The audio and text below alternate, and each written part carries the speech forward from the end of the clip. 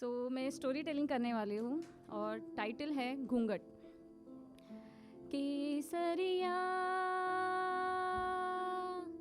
बालम पधारो मारे देश रे, पधारो मारे देश।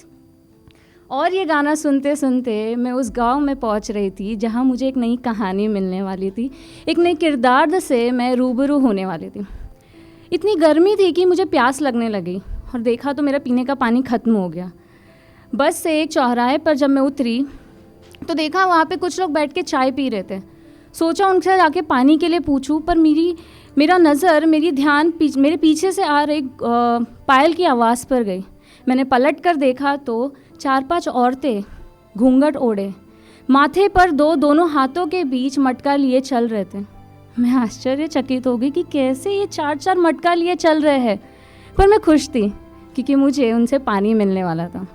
मैं फटाक से उनके पास गई और मैंने उनसे कहा, क्षमा गणी, मैं ना यहाँ पहली बार आई हूँ, मेरा पीने का पानी ना ख़त्म हो गया है, क्या आप मुझे थोड़ा सा पानी दे सकते हो?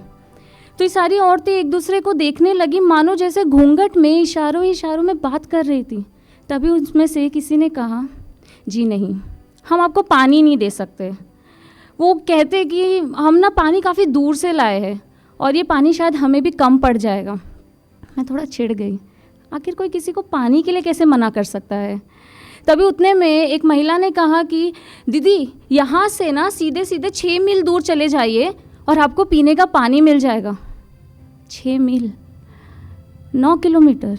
आप मुझे 9 किलोमीटर दूर जाने के लिए कह रहे, वो भी पानी पीने के लिए।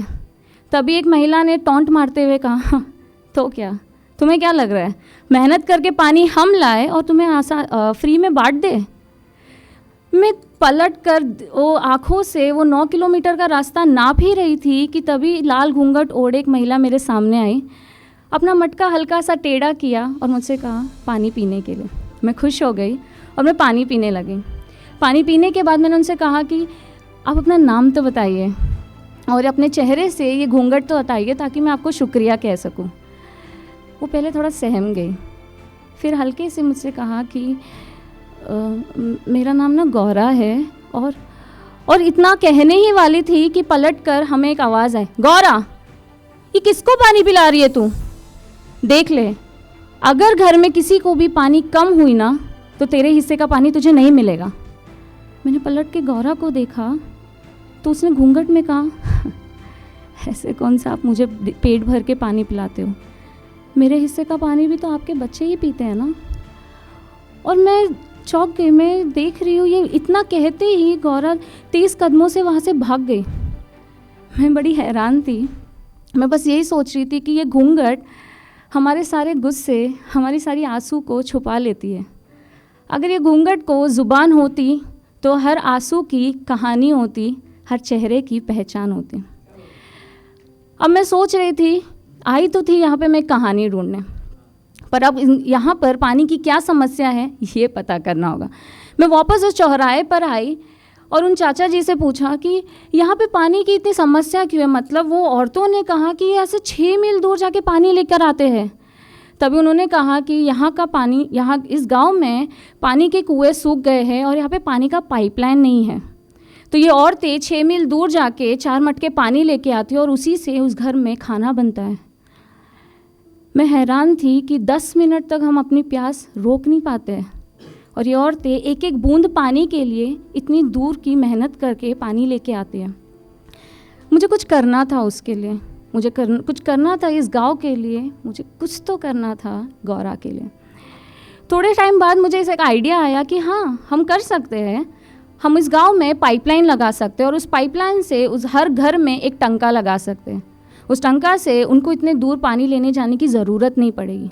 मैं वापस शहर आई, NGO से बात किया और अपने आइडिया से फंड्स रेज़ किए। कुछ ही महीनों में उस घर में, हर घर में टंका लगना शुरू हो गया, पाइपलाइन लगनी शुरू हो गई।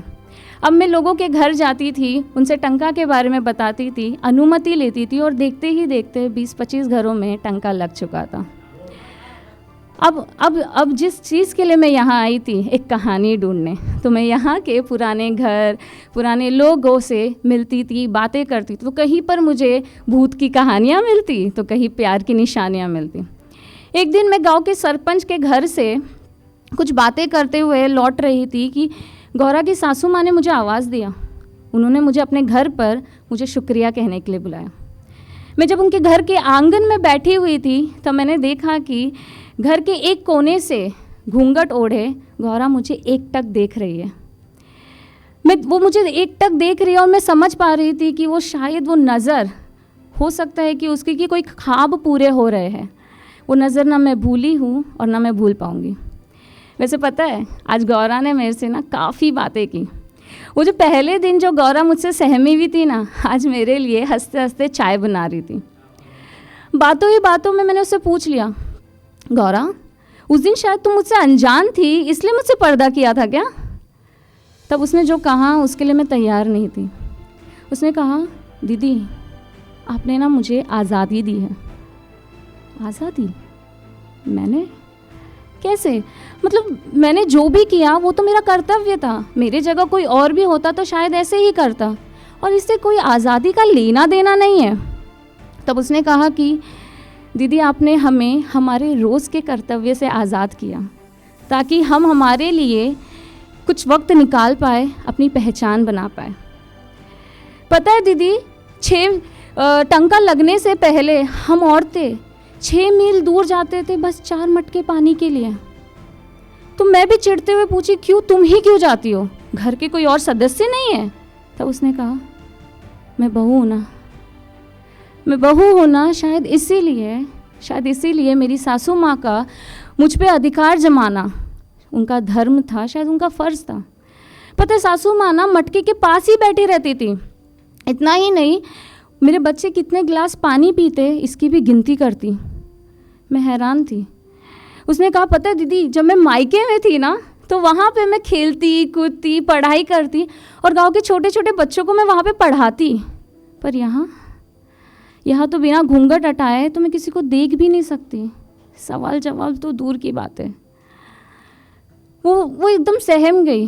अचानक से उसने कहा कि पता है दीदी, जब सासू माँ मुझसे ना टेढ़ी बातें करती है, मुझे जवाब देती है, उल्टा फुल्टा बोलती है, तब मैं ना उस दिन 6 से 7 बार पानी लेने जाती हूँ, घूंघट के नीचे अपने आंसू छुपाती हूँ और उस मटके से ढेर सारी बातें करती हूँ, क्योंकि वो रास्ते मेरे दोस्त बन जाते हैं। क्योंकि दिन के 10 से 12 घंटे तो मेरे पानी भरने में ही निकल जाते हैं। बचा हुआ समय जो होता है उसमें मैं घर का काम करती हूँ, आटा बनाती हूँ, गाय भैंसों का देखभाल करती हूँ। मुझे ना इस घर में मुझे सहारा बनना था, देखभाल करना था, पर पानी भरने कौन जाता?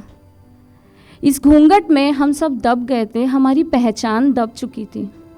पर दीदी, आपने ना इस घूंघट को हवा दी है। अब ये हवा में ना 2 होठों के बीच नहीं रुकती है, बल्कि हवा में ये घूंघट उठती है और अपनी पहचान बताती है। पता है दीदी, अब मैं सिर्फ 2 बच्चों की माँ या किसी की पत्नी ही नहीं, मैं गौरा हूँ। वो गौरा जो सरकारी स्कूल में ना मिड डे मील बनाती है, अपने फल सब्जियाँ उगाती है, हाट में जाके घी बेचती है, और ये जो नया घर दिख रहा है ना, ये मैं अपने तनख्वाह से अपने साहिब को हेल्प कर रही हूँ ताकि ये घर बन पाए। तो हम हमारा एक घर बना रहे। इतने में ही पीछे से आवाज़ आई, गौरा पानी देना। तो उसने देखा तो मटके में पानी नहीं था। वो उठी, आंगन में गई, टंके से 1 गिलास पानी ली और जाके अपनी सासू माँ को दी। मेरे पास आई, अपने आँखों में आंसू लिए मुझसे इतना ही कहा, शुक्रिया, शुक्रिया ये नया जीवन देने के लिए, जो इस घर में एक उम्मीद है, मेरी एक पहचान है। मैंने भी गौरा से अलविदा लिया, अपना बैग उठाया और वापस आते वक्त बस यही सोच रही थी कि जिसके घर में पानी की किल्लत नहीं होती है, उस घर के नलों से पानी यूं ही बह जाता है। और जिस घर में गौरा जैसे जितने ही घरों में जहाँ पानी की एक एक बूंद के लिए हमें उनकी पहचान, उन्हें अपनी पहचान, अपनी भूख प्यास मिटानी होती है। 1 महीने बाद जब मैं वापस गौरा के घर गई, उसके नए घर की पूजा के लिए, इस बार दरवाजे पर लाल चुनरी ओढ़े, एक हंसता हुआ मुस्कुराता चेहरा मुझे स्वागत किया, मुझसे कहा, क्षमा गणी दीदी, ये पूजा शायद आपके बगैर अधूरी रहती, शुक्रिया यहाँ आने के लिए। हम जब किसी से प्यार करते हैं या किसी को अपना इज़्ज़त देना चाहते हैं, तो हम कलाकार उनके ऊपर कविताएं, गज़लें, कहानियाँ, तस्वीरें बना लेते हैं ताकि हम बता पाए, जता पाए कि वो कितनी मायने रखते हैं हमारी इस जीवन में, इस दुनिया में। ये कहानी मैं इसीलिए लिखी हूँ ताकि गौरा जैसी औरतों की पहचान मिट चुकी थी हमारे हर घर में। ये कहानी जब जब सुनी जाएगी, जब जब बताई जाएगी, तो हम जहाँ भी हैं, जिस वक्त जहाँ पर भी खड़े हैं, वो हर घर में या घूंघट में छुपी उस पहचान के वजह से है। Thank you.